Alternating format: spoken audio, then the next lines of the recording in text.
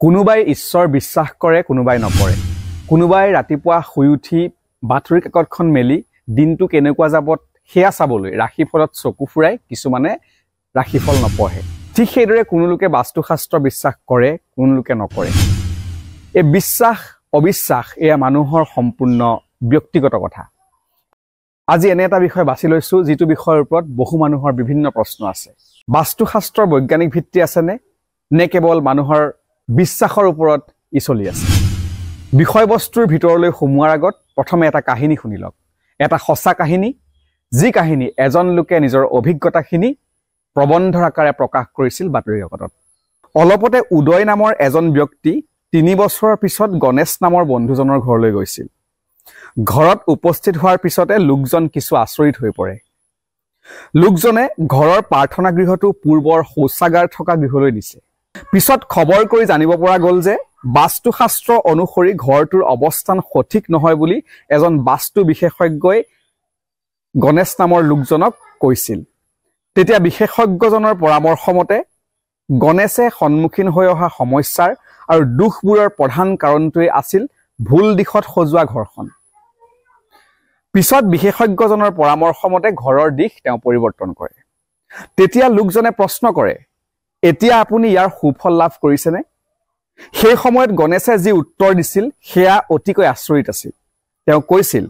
নাই দৰাচলতে আমি এতিয়া অধিক সমস্যাৰহে সন্মুখীন হৈছো আমি ঘৰটো নতুন কৰিবলৈ লোৱা ঋণৰ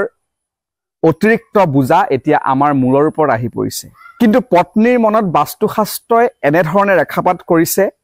যে তেওঁ এতিয়া কিন্তু অন্য এজন বিশেষজ্ঞৰ পৰামৰ্শ লবলৈহে আমাক পৰামৰ্শ দিছে পিছত উদয় নামৰ লোকজনে গণেশক সুধিলে আপুনি বাস্তুশাস্ত্ৰ বিশ্বাস কৰেনে তেতিয়া উদয়ে ক'লে মই সঁচাকৈ আপোনালোকক ক'ব বিচাৰিছো মোৰ ঘৰটো দক্ষিণ ফালে আছে বাস্তুশাস্ত্ৰৰ মতে দক্ষিণ ফালৰ পৰা প্ৰৱেশদ্বাৰ থাকিলে যিকোনো ঘৰ বা প্ৰতিষ্ঠান অশুভ আৰু ইয়াৰ ধ্বংস প্ৰায় নিশ্চিত উদয়ে লগে লগে কৈ পেলালে কিন্তু আমাৰ ঘৰটো যোৱা 50 বছৰ ধৰিটো এনেদৰেই আছে আমি দক্ষিণ দিশৰ পৰা এটো প্ৰৱেশ কৰি আছো কিন্তু ইয়াৰ পিছতো আমাৰ ঘৰ ধ্বংস হোৱা নাই তেন্তে ইয়াক আমি কিদৰে সঁচা বুলি মানি লম বাস্তুশাস্ত্ৰৰ বিশ্বাস বা অবিশ্বাস কৰিবলৈ আমি আজিৰ প্ৰতিবেদন প্ৰস্তুত কৰা নাই কাহিনীটো এই প্ৰবন্ধৰ আকাৰে বাতৰি কাকতত প্ৰকাশ কৰিছে আপোনালোকক আমি শুনালো আপোনালোকে বিচাৰ কৰি চাব কথাখিনি কিমান সঁচা কিমান যুক্তিসংগত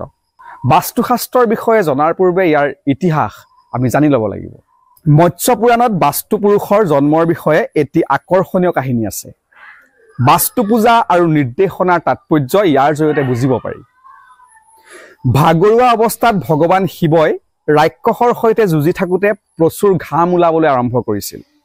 ঘাম এটোপাল সৰাৰ লগে লগে এজন কুৎসিত চেহেৰাৰ মানুহৰ জন্ম হয় আৰু সেইজনেই আছিল বাস্তু পুৰুষ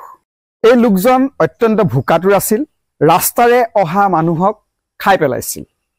তেতিয়া দেৱতাগণৰ অনুৰোধত ইন্দ্ৰই বাস্তু পুৰুষক বৰ্গাকাৰ ভূমিখণ্ডত বন্দী কৰি ৰাখে বাস্তু পুৰুষৰ মূৰ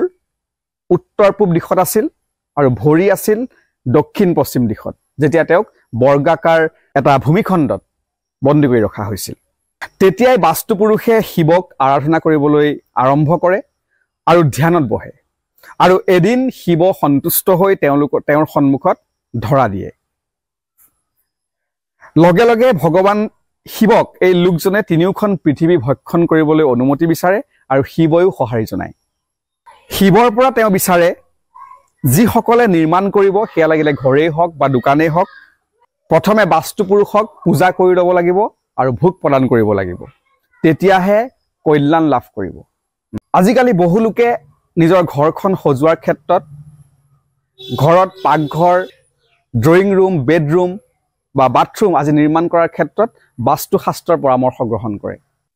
বাস্তুশাস্ত্ৰৰ বৈজ্ঞানিক ভিত্তি আছে নে নাই হি এতিয়াও এক বিতৰ্কৰ বিষয় কিন্তু বাস্তু বিশেষজ্ঞসকলে বা ইয়াক সমৰ্থন কৰা সকলে যুক্তি দাঙি ধৰে বাস্তুশাস্ত্ৰক আপোনাৰ দৈনন্দিন জীৱনত অনুসৰণ কৰাৰ প্ৰয়োজন নহব পাৰে কিন্তু ই নিশ্চিতভাৱে আপোনাৰ এক স্বাস্থ্যকৰ আৰু সুখী জীৱন যাপন কৰাত সহায় কৰিব ইয়াক আমি বাস কৰা পৰিৱেশৰ বিজ্ঞান বুলি গণ্য কৰিব পাৰোঁ। সেয়েহে মহাকাশৰ শক্তিয়ে আপুনি সেই পৰিৱেশত আপোনাৰ সময় কেনেদৰে অতিবাহিত কৰে তাক প্ৰভাৱিত কৰিব। কিন্তু এনেধৰণৰ বিষয়সমূহক মানুহৰ মনস্তাত্ত্বিক দিশত ক্ৰিয়া কৰিবলৈ সাধাৰণতে এৰি দিব নালাগে।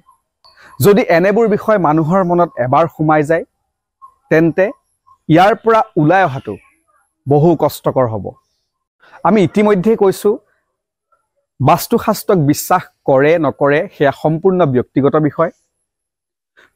কোনো লোকে যদি বাস্তুশাস্ত্ৰক বিশ্বাস কৰি এক সুখী জীৱন যাপন কৰিবলৈ সমৰ্থ হৈছে, গতিকে তেওঁলোকৰ বাবে সেয়াই শ্ৰেষ্ঠ।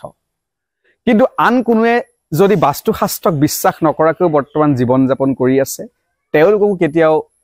ইয়াৰ অনুসৰণ কৰিবলৈ বাধ্য কৰাব নালাগে। আজিৰ ভিডিঅ' ইমানেই। পৰৱৰ্তী ভিডিঅ'ত পুনৰ লগ পাম।